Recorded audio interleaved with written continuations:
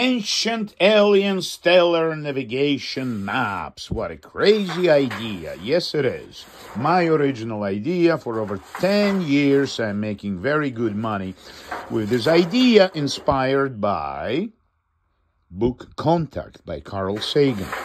And the whole concept of Encyclopedia Galactica being stored somehow within the space itself, you understand, within the structure of space and time.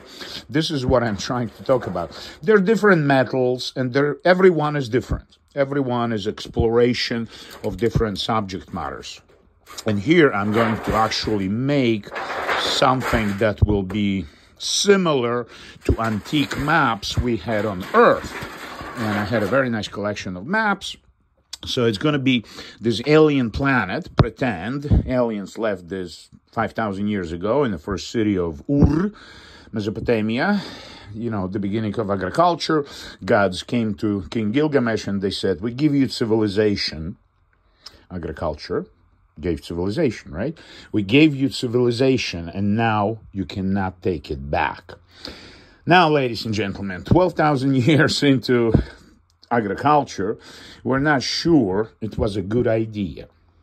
So now we have 8 billion people on this planet. Are we happier than when we were hunter-gatherers? Life was challenging.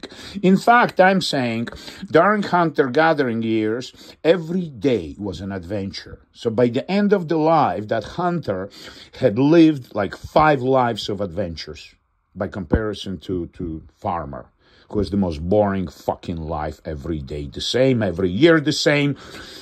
Okay, so it's going to be like a map of a coast, of an ocean with some kind of sailboats. I propose that on an alien planet there's also atmosphere and there are also winds. So if there are winds and atmosphere, there must be sailboats. If it's a sailboat and it's a container, so it has to look something like something that can float on the water, right? Like first, boats in Mesopotamia. No, first boats were rafts.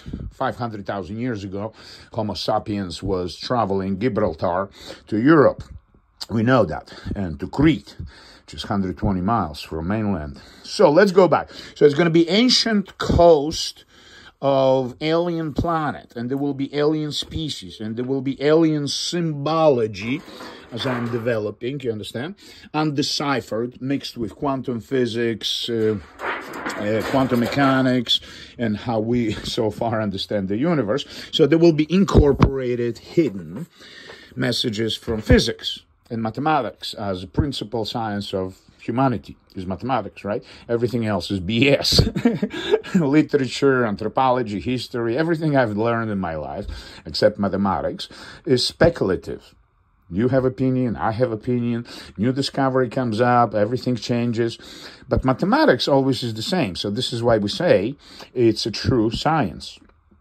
Because everything else depends, on opinions. And that's not science. So I'm really looking for this adventure. I've been doing it since age 8. My mother was bringing me this.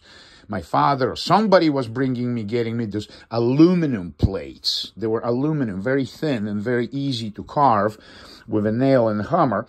So I was doing the same shit in Russian language. It's called chekanka, and it's characteristic to Georgia, Southern Caucasus region of Russia, this technology, this particular folk technology. So I'm quite familiar with this technology since age 8, as you can imagine. Now I'm more into experimenting with actual metal. So I'm actually conducting chemical experiments on every plate. So this is why it's different, and the shade is different. And after that, I apply paint, acrylic paint, and also each plate gets different treatment.